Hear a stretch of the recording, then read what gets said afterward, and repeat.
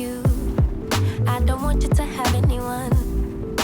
And if you don't want me, there's something wrong with them, right? Maybe I got problems that I don't tell anyone. Have I lost my perception? Feel like I wanna do something wrong now.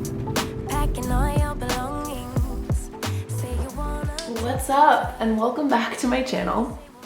I have some lemon water with me because I'm mega dehydrated. Guys, this week has been a hot freaking mess. There's just no other way to put it. I'm trying to drink some water because I feel it in my skin, you know? Today I'm gonna be doing my everyday fall makeup. I have been wearing this look since all the way back in August, and you guys have been asking me almost on every single video, like what lipstick I'm wearing, just to do this, to just sit down and share with you guys my makeup routine. I didn't wear makeup like the last few days I was in New Brunswick all the way to Ottawa, and then the first week I was here. So my skin got a nice little break until things hit the fan.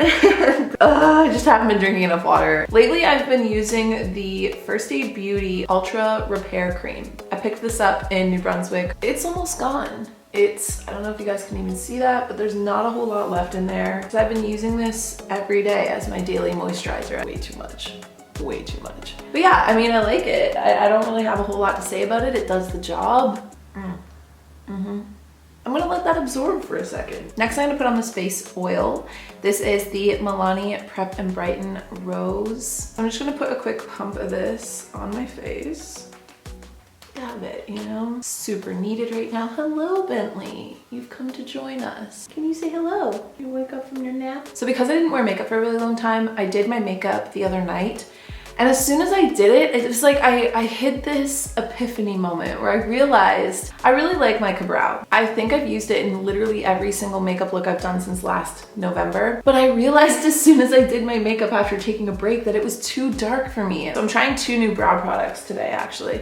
This is the NYX Bear With Me Cannabis Sativa Seed Oil Brow Setter. I'm also gonna try their NYX Professional Makeup Precision Brow Pencil, and this is in blonde. So I'm gonna see if the lighter brows make a difference. I never ever use brow setters, so this is gonna be really fun. I feel like switching up your brow game just switches up your entire face. So I've never used this before, so hopefully this goes well. Okay, so I think I like this.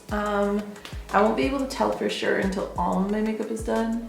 Wait, I feel like I'm supposed to set them now, right? Now that there's color in them? I think I'm doing all of this wrong. Eyebrows stress me out. I've been using the Kat Von D Liquid to Powder Foundation. This is in the color medium. It's a little dark for me right now, so I'm gonna mix it with my Bare Minerals Bare Pro, and this is in Sandalwood. And then I've just been using a beauty blender. So I'm gonna mix those together and then bounce that on my face.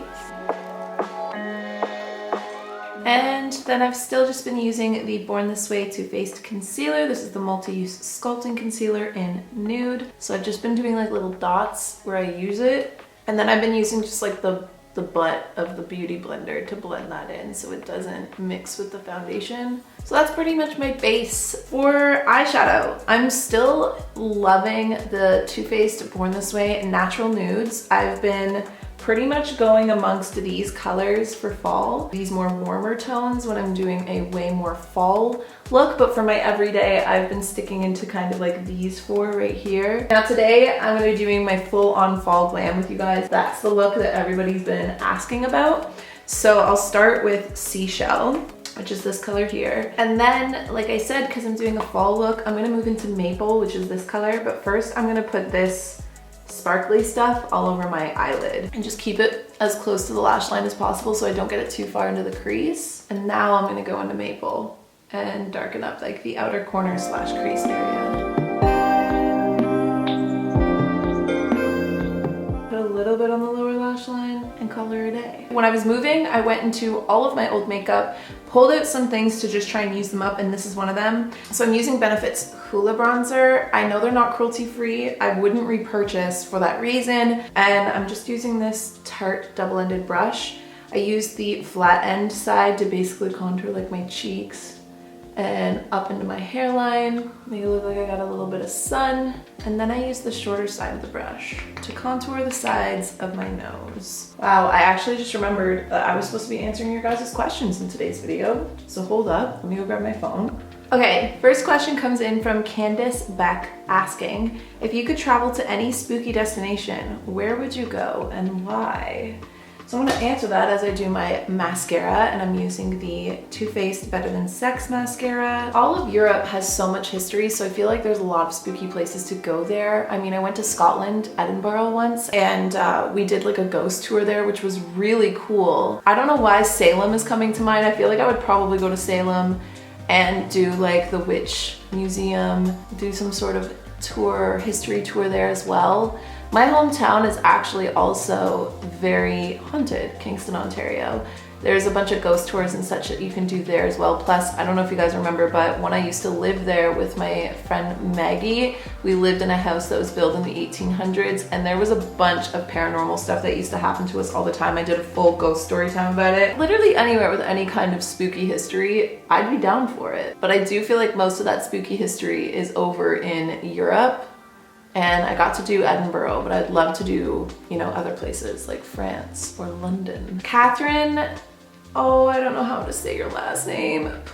Pug? I'm getting married in 2022. Congratulations. My question to you is to describe your dream wedding. I feel like this has changed a lot over the last few years. When I was a little girl, I definitely wanted a big wedding, like big princess wedding, you know? P.S. I'm just using this NARS Hot Sand highlighter and my beauty blender. My dream wedding would be outdoors, likely in September. All I really care about is that there's a big dance party, good food, and my close family and friends, and whoever I marry's close family and friends. Like, I don't think I would do crazy extended family or anything like that. I feel like I would want an intimate wedding, but enough people to have a full-on dance party. With lots of fairy lights, I want to be a barefoot bride, comfortable dress that I can dance in, do a lot of the stuff myself or just do it really easily so that I could spend more money on the honeymoon. So I got these lashes from Amazon quite some time ago,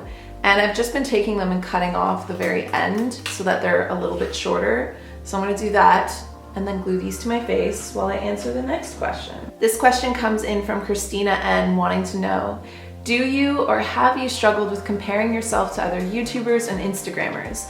I feel like I would constantly be thinking, why didn't my video get as many views, or why didn't my post get as many comments? That's a really, really good question. Absolutely, I have struggled with this.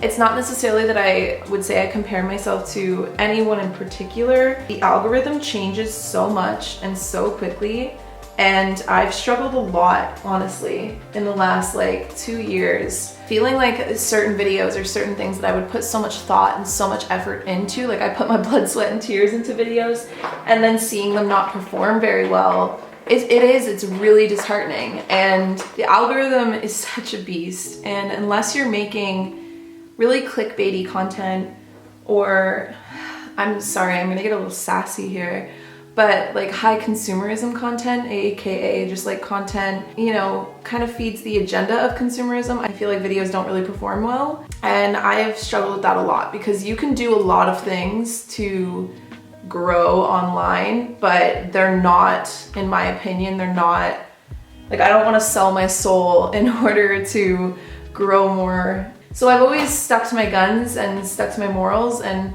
just tried to remember that like I create because I love to, not to grow a channel. It's never been about growing a channel, but I definitely have struggled. Even just certain content that I'll see and I'll be like, how is this trending online right now? The online world is a very weird place to be, and I've posted my life online for so long now that it's felt normal to me, but this year I've really questioned it. I'll be taking a break after youtober just to be offline and really think about it, because it is really, really disheartening. Like, it doesn't matter what I do right now. Everything I do, everything I post, I lose subscribers. Like, it just is what it is. I'm just fighting an algorithm beast and I'm not winning. But I keep creating because, like I said, I love what I do. And for those of you guys that have been here for a while, or even if you haven't been here a while, those of you that like every video or comment just like the sweetest things, or just remind me that anything I'm creating is making any kind of positive effect, like that's why I keep going and that's what I try to focus on. But it is really hard not to at least take note of your numbers, because when it's your job, when you're running an online business, you have to be aware of your analytics. I'm not an analytical person, but as soon as I open my YouTube page, my YouTube homepage, it shows me what my numbers are for the last 30 days. And I have not had an increase in subscribers on this channel in a really long time. And at first I thought that people hated me, and I'm sure there definitely are some people that don't like me and unsubscribed for that reason. But I also do think that a lot of it has to do with just the changes in the algorithm, and it's way over my head. I feel really unknown to it and like I'm drowning in it sometimes. But I try to just focus on why I create and the joy of creation. And honestly, just you guys, because I feel like when I get to talk more one-on-one with you guys, it reminds me why. If I went back in time, I'd probably still do it all again. But I've thought a lot about my privacy lately and just how I see myself moving forward. It's made me think and question and hold all of these things up into the light. YouTube, I mean, it's changed a lot. I've changed a lot. I feel like I'm so much more myself online now, which I understand, again, isn't gonna feed into that kind of more trendable, or I don't know, I guess like cookie cutter stuff, so people aren't gonna like you as much. And again, I'm totally cool with that. I have made peace with a lot of the numbers stuff and just trying not to compare like what video performs better or what one doesn't. No matter what you do in life, like no matter what profession you choose, nothing will ever be worth your mental health or your peace of mind. Nothing is ever an open permission for people to abuse you or just degrade you in any kind of way. And when you post your life online, it's like you get that no matter what, and people will say like, that's what you signed up for. It took my therapist to be like, no, that's not what you signed up for. Like, but yeah, as a content creator, it is a really delicate line to walk, to not compare yourself, to not especially to other people, but even to yourself or your past things that have performed better and whatnot. Like, it is such a messed up thing to me when you start thinking about it, how much we all look at people like their numbers now. Like, we look at data instead of actual human beings, and that's just not what I want for myself. I don't want to see analytics and subscribers and things as just numbers or dollar signs. Like, I try to remember that you guys are people and I'm a person, and I want to keep the humanness in it as much as possible no matter what I end up doing. So yeah, very good question though. I feel like I went on a bit of a tangent there. And now my lashes are set. So there's another question by Plant-Based Bride that says, how do you find social media balance when it's your job? I feel like I kind of just talked about that a little bit. This year in particular, I've been finding balance by just spending way more time offline. It's not like a formulated answer for you, so I'm sorry, but I haven't been feeling the need to post stories every day of what I'm doing. It's definitely hard when it's your job, but I'm slowly finding the balance myself, especially with moving things over to Co's a little bit, because I get to pull away from posting a lot more of my personal life. Anyone I'm dating, anything I'm doing, friends and family, like just the more personal side of things, I've been keeping more offline this year, which has been nice. But it is a tricky balance. It's a delicate balance. Now I'm gonna do my blush and finish off with my lipstick. I've been using this NARS palette for blush in the color Tied Up, and this is their Overlust cheek palette. So I'm using this color right here. This question comes in from Susanna M wanting to know, she has two questions technically, so I'll end with both of them. In what way have you grown in the past year, and in what aspect of your life do you hope to grow most in the upcoming year? I'll give myself the benefit of saying that I definitely feel I've grown a lot in the last year. It was only a year ago, last youtober actually, that I posted the skeletons in my closet video where I open up about struggling with an eating disorder. Since then, I have been really adamant on talking about it and opening up with the struggles since then, and how I've worked on healing with it, how I'm still working on healing with it. I've always been open about mental health, but this year I feel like I've just been more myself online, which goes without saying that that's part of the reason why you are more yourself online and then you see numbers go down. That's why it affects my mental health so much. So I have to be very careful with just my balance with being online. All of these questions are starting to mesh, but mainly because the more real and the more myself I am, and then the more numbers that I started to lose, that was when I started to take things personally. But it's also been such a good opportunity for me to just not give a flying, you know, about what people think about you, because it's like, realistically, the only person you're hurting by not being yourself is yourself. So I'd rather be myself and have people not like me than be a curated version of myself in order to you know, appeal to other people or not offend other people. Off camera even, I've grown a lot with just being more confident in who I am, more comfortable in who I am, more comfortable with my body. All of it all ties in with just like, I guess, self-love and self-acceptance and just really embracing who I am. Now, this is the biggest question I get from all of you guys in all the YouTuber videos, which is what lip am I wearing? And it is Pumpkin by Kylie, but she doesn't sell it anymore. It's no longer on the website. I'm really sorry. That said though, Too Faced came out with a melted matte liquid lipstick, and this one is in Pumpkin Spice, which it's kind of close in color. It's a little bit more pink, in case you guys wanted to dupe. In what aspect of your life do you hope to grow in the upcoming year? So this year is crazy. I would be lying if I said I wasn't feeling a little stressed out about just how much has changed. And I mean, I'm becoming an aunt this year. I have moved closer to family.